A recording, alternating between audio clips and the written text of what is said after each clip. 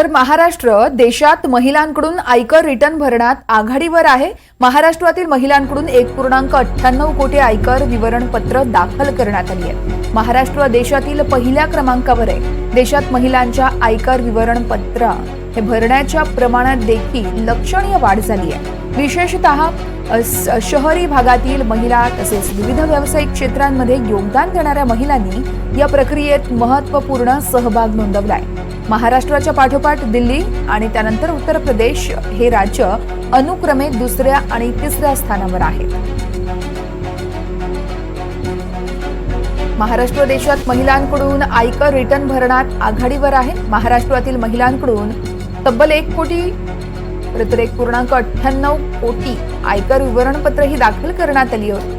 महाराष्ट्र देशातील पहिल्या क्रमांकावर आहे। या संदर्भात सविस्तर माहिती देत आहेत माझे सहकारी राहुल कुलकर्णी आहेत आपल्यासोबत। राहुल, असं वर्ष की आपण जेव्हा इन्कम टॅक्सची रिटर्न्स फाईल करतो ती मुदत संपल्यानंतर वेगवेगळ्या आकड्यांचं विश्लेषण होत असतं। तर 2023-24 ची मुदत संपल्यानंतर आता ह्या आकड्यांचं विश्लेषण असं दिसतं आहे की महाराष्ट्रामध्ये महिलांनी आयकर रिटर्न्स भरण्याची जी संख्या आहे ती 23% वाढली आहे गेल्या 4 वर्षाच्या तुलनेमध्ये। आणि महाराष्ट्रातल्या 36,80,000 महिलांनी आपले इन्कम टॅक्स रिटर्न्स फाईल केलेले आहेत। महाराष्ट्र पाठोपाठ ज्या गुजरातनं महाराष्ट्रावरती मात केली अशी आपण सतत चर्चा अलीकडच्या काळात महाविकास आघाडीच्या नेत्याकडून ऐकत होतो, तर ते अंतर खूप मोठं आहे।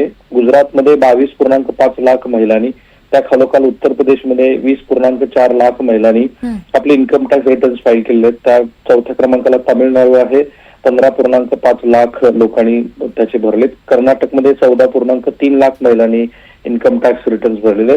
सर्वात शेवटी अर्थातच मिझोराम आणि त्याच्या पाठोपाठ जम्मू काश्मीर आहे।